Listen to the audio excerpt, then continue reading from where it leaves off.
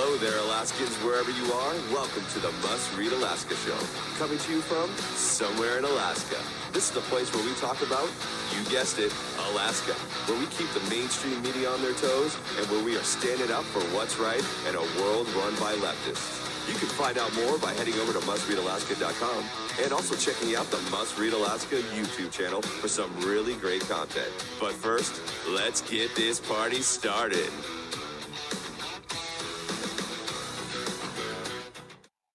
Well, welcome everybody to the Must Read Alaska show, coming to you from somewhere in Alaska. And it's a beautiful August day here. We've had a deluge over the past few days, but the rain has dissipated and we're going to have a beautiful sunny day, high in the mid 70s or 60s here in Anchorage and probably 70s up in interior Alaska. Very excited today to have a special show for us with somebody from Project Veritas. Project Veritas has been on the ground in Alaska working on a really interesting project to show and expose the link between Senator Lisa Murkowski and this newfangled, what some people call newfangled voting system that is known as ranked choice voting. It's what was created through ballot measure 2 in 2020. And this year is the first year we'll be using it in Alaska, where we have a jungle primary and we have a ranked choice voting general election. A lot of confusion. We've been running a series on it saying, Ask Bernadette with Bernadette Wilson at Americans for Prosperity to help explain the intricacies and the difficulties of this system and help sort out with people how to vote a ranked choice ballot, how to either think through how it works and whether or not there's a strategy. But in the meantime, Project Veritas has been in the state. And so they have been working on a project that really has a major impact and has had a lot of excitement. For the past few hours, I have probably received 40 or 50 links to their latest project. And there's a story up on Must Read Alaska about this right now. It's about the Project Veritas exposing the link between Senator Lisa Murkowski and this new ballot system that makes it more likely that she can get reelected. Today with us, we have Mario Balaban from the Project Veritas, and he is in New York. And Mario, I'd like to welcome you to the show. Did I butcher your name yet? No, that's perfectly said. Thank you for having me on. And, we are excited as well to having a story in Alaska that's exciting for us too. So we're happy to, expose corruption and malfeasance in Alaska as well. And so, Mario, Project Veritas is pretty well known up here. And I tell you, people last night, when they heard that you guys were in the state, they were beside themselves. They were so excited and they wanted me to get you on the show. So I appreciate you coming on. Have you ever had a project up here in Alaska before? Well, I've been at Project Veritas now for about 3 years. Not to my knowledge, no stories we've broken specifically in Alaska. And just to make a quick distinction, there's Project Veritas and Project Veritas Action. This story was broken by Project Veritas Action, our 501c4 organization that investigates campaigns and elections. That's the focus of that entity of our organization. But to answer your question, no, this is, to my knowledge, the first time that we've investigated and exposed things going on in Alaska. I guess you've had maybe 1 or 2 people here on the ground here in Alaska. Have you, without exposing your trade secrets, because you guys operate in a certain way, you've obviously been tracking Senator Murkowski a bit because you certainly knew how to find her yesterday. And nobody knows how you knew that, because I even left that event before she showed up because I didn't know she was going to be there. But you did. You guys did. And so what are the kinds of things that you do? This is, for those who are just joining us and who don't know about Project Veritas, explain your type of journalism. It's really edgy. It's really, it's very confrontational. It's very investigative. And what I would describe it as is you put the tape down and you let people tell the truth when they don't know they're telling the truth. So why don't you describe it? Yeah, absolutely. So Project Veritas, like you said, is an investigative journalism organization specializing in undercover journalism. So we do undercover videos. It is basically entirely video journalism. We'd like to say that we want to see people's lips moving when they talk. You can see them talking. Again, it's not our opinions. Project Veritas doesn't have opinions about our videos because we're not the ones talking. The people that are talking are the people that we recorded saying the things that they're doing, not what we think they're doing. We also have whistleblowers and insiders that come to us when they see corruption in their workplace. So we have those 2 different types, but it's very, a very unique kind of journalism. And unfortunately, a lot of the media doesn't do that nowadays anymore. Correct. Well, why don't you give the URL so that people can go and learn more about you as well. And we'll do that at the end of the show as well. So it's projectveritas.org, or what is it? So you have projectveritas.action.com is where you'll be able to find this video in Alaska. And then for projectveritas.com is our 501c3, which is our other organization. But for this specific story in Alaska, you'll find it on projectveritas.action.com. Okay, great. And I know that Project Veritas has been controversial and you've been kicked off some of the big tech platforms because of the kind of work you do, but you do have a video up on YouTube right now as well. So they haven't quite kicked you off, right? You're also, I suppose, on Rumble and some of the other ones? We were banned on Twitter, both James O'Keefe and Project Veritas Action, all three were banned from Twitter. Currently, Instagram doesn't allow James O'Keefe and Project Veritas to be tagged. We were not banned, but we can't be tagged. And other platforms we're still on, like YouTube and Facebook. But of course, you know, here and there, you can definitely feel like there's some sort of shadow banning type of treatment, censorship there. But in the out-facing situation in there, it does appear that we haven't been taken off. We can still post things there and get things that, you know, people to see our things on those platforms. All right. So to the event that you had up here in Alaska, let's describe it for the listeners and the viewers today. What is it that you wanted to accomplish in this project? So Project Veritas, we investigate anybody, and it doesn't matter what political party you're in, what state you're in. For us, it's really if you're doing something wrong, and the constituents, the voters, or the public as a whole have a right to know that, and it helps inform their decisions for their own lives and the future of the country. That's what we believe in, is that people try to hide information from the public that usually is not good if they're trying to hide it, right? People in power, when they do that, means that they have something, you know, nefarious going on. And we believe that people should have the right to see these things. And that's why we engage in the undercover tactics, right? Because we believe that if you just go up to someone and put a microphone in their face and say, hey, please tell me all the corruption you're committing, they're probably not going to tell you what they're doing. But if you go and you meet them and they don't know that you're recording and you ask them some questions and they start spilling the beans because they think that no one's going to find out, that's when you really get the honest truth out of those people that millions and millions of people will end up seeing and, you know, making a better decision for, you know, what should take place from there. Again, we don't advocate for any specific policies. We don't advocate for anything like that. We just believe that the people should have the information so they can make the decision for themselves.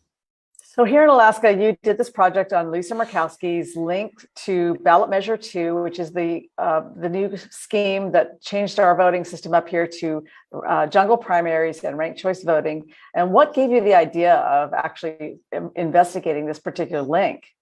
Yeah, no, I can't get into too much detail as to on that, but I can say that we were interested in exposing both Republicans and Democrats this year, and we will continue to do that through the election season. What we did find interesting is, you know, Lisa Murkowski does have a track record again to flip-flop on policies and have different views on certain things depending on what's convenient and not having certain positions held and principles held. So in my view, and some people's view, it really appears that someone that doesn't have certain principles of how they guide themselves, they usually might have something to hide from the public. So that was really something that nudged me to understand a little bit, you know, hey, maybe there's something there that could be interesting investigating. Again, if we investigated Senator Markowski and there was nothing there, it's just how it works in journalism, right? You investigate an idea or a lead, and if there's nothing there, there's nothing there. But clearly there was something there. And I personally wasn't too familiar with Ballot Measure 2 until recently. And then we really understood how significant it was in Alaska, and just the alleged there, again, these are the Markowski staffers' words, not mine, just the alleged conflict of interest, really, between people who worked on Ballot Measure 2 and people that work in the campaign, and the ties, the different people's names, what they did there, you know, why they want to keep it hush-hush, don't tell anybody, like that kind of language was used frequently by more than one person. They're all paid employees in the campaign. It was really something to see. So that's what, alerted me to understand how important Ballot Measure 2 and ranked voting is for Markowski. And again, this also occurs in Maine. This also occurs in New York City, this ranked voting system, and other places are pushing it. So this might have national implications, with Alaska being, the centerpiece of this at the moment. So what you discovered, and it's a 5-minute video, and for those who haven't seen it, they can go to mustreadalaska.com. There's a story up right now about this video, about this investigative journalist project, and there is a link inside that story to the video. We'll also post the video later today here on Must Read Alaska on our Facebook page. But for those of you who are listening on Pandora or Spotify, you just go to our site, mustreadalaska.com, and you'll find the YouTube video that you can play right there. The people that your organization talked to, your undercover journalists talked to, include people directly in her campaign saying things like, well, just between you and me, we were all involved in it, or people on this campaign were involved in creating ballot measure 2, but we don't like to really link Lisa Murkowski to that. We kind of keep that quiet. And you heard a lot of that sort of language. It's only a 5-minute video. I mean, do you have outtakes? Is there anything more that you guys are going to drop on this? Well, I can't say that there's more video coming out. I can't say what it is, but there is. This wasn't the only video out of Alaska we're putting out. I can say that much for now. Oh, very interesting. So do you think you have another project, or is this the same project with, you can't say? It is still Markowski related, but I can't say much more than this. Okay, so Project Veritas has been in Alaska working on, who is the real Markowski, who's the real force behind ballot measure 2, which we're all experiencing for the first time this year. And at this point, you've dropped about 5 minutes of video of people recording campaign staffers who are describing pretty openly that the links between the Markowski campaign and ballot measure 2 are unmistakable. I mean, a person can watch this video and say there just is no doubt. Now, you weren't quite able to nail down that Lisa Murkowski herself was behind ballot measure 2 or had a hand in it. That didn't quite come out.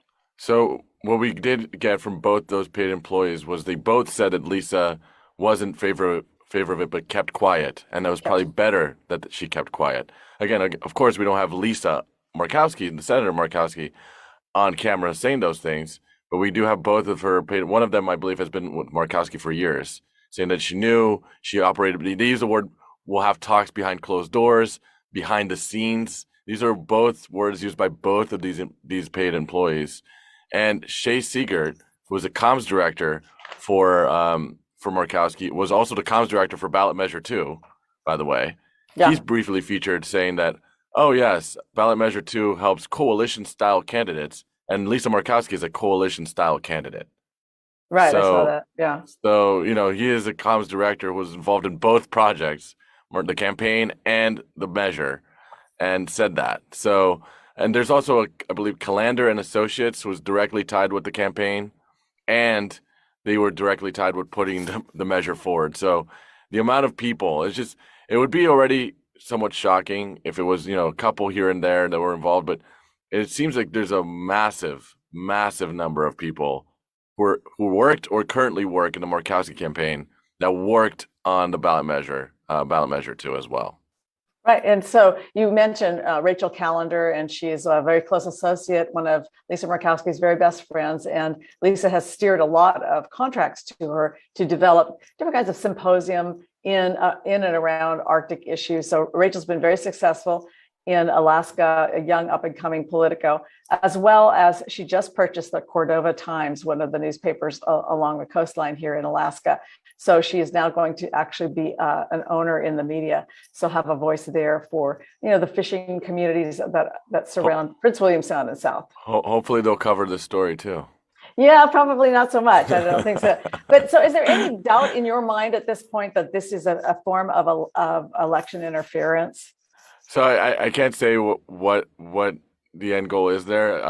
I can just say from what I saw, the quotes that these people said, it looks like there's conflict of interest at the very minimum. And if they're saying that this was done with Lisa Murkowski in mind, and we're walking a fine line to get her elected, and a lot of people worked on it because they wanted a better system, but they wanted Lisa reelected. These are all quotes that I just said. So if this is coming from more than one person who was paid in the campaign and they're repeatedly hitting the same drum, I don't know. I haven't heard the Markowski campaign deny it. I haven't seen a statement from them saying that they don't that's not true. So I'm waiting to see how they going to be speaking to these paid staffers. Are they going to say, why those paid employees were making those statements if they're not true? We would like to know what sort of action or what kind of response the Markowski campaign will have now that the video is public. Right. Well, these are always very interesting dynamics. As for Must Read Alaska, we do a lot of stories where we just basically tell what we discovered, and we don't necessarily go to the powers that be and ask them for their statement on it, because we already know they either won't speak to us, or B, they're just going to provide us with some sort of canned statement that has nothing to do with the truth, and we're not interested in that, so we just don't even bother. So what you're doing is you're laying out the facts here. These are the facts, people, inside the campaign, inside the Murkowski campaign, actual staffers saying, yes, many of us associated with the Markowski camp were part of ballot measure 2, and we had her in mind. And now we're running her campaign because this is a system actually that really benefits her. So it makes it much more possible in the general election that she may be reelected for another 6-year term. So we want to thank you for coming on to our Must Read Alaska show. Is there anything that else that you'd like to tell Alaskans, conservative Alaskans, or all Alaskans? Yeah, my message to all Alaskans, I think this is a story. I appreciate that you bring up the political preferences here, because I think this is a story that should really, bring into question, the voting system, not necessarily the voting system, but what the objectives are in Alaska politics across the board, regardless of what your politics are. If you are a Democrat or Republican or moderate independent, do you really want a politician to apparently make policies behind the scenes, according to these employees, behind the scenes, have one public statement about it here, but privately believe something else, and apparently change the voting system more so to benefit themselves rather than benefit the people of Alaska? Is that something that anybody, regardless of political affiliation, wants for their state? Is my question. And if you don't want that, what I would say is share the video. Share the video. Make sure that people see this. As many people as you possibly can make them see. Don't let people bury this video and hide the truth, because nothing is more.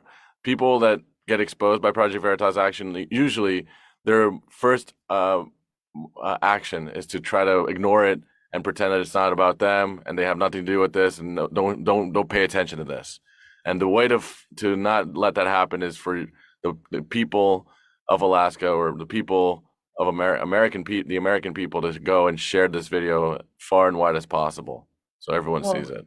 Well, very good. So you've done a lot of good work over at Project Veritas. You guys like to get in trouble. You guys like to mix it up, and you're very brave. You're bold. You're confrontational. It's an interesting project. You've got a lot more courage than many people that I know. But I want to thank you, Mario Balaban, who is media manager for Project Veritas, for coming on the Must Read Alaska show, talking to Alaskans about this great project that you've had up here in Alaska. I know a lot of people are so excited to know that you've been here, that we haven't been forgotten about our race up here with Lisa Murkowski running the hardest race of her life, probably, against Kelly Tshibaka, very serious-minded, very strong Republican challenger for her. So thank you again for joining us, and thank you everybody for being on with us here on the Must Read Alaska show. Until next time, I'm signing off from somewhere in Alaska, and Mario, you're signing off from somewhere in New York City. Thanks again. Thank you so much. It was a pleasure. Thank you.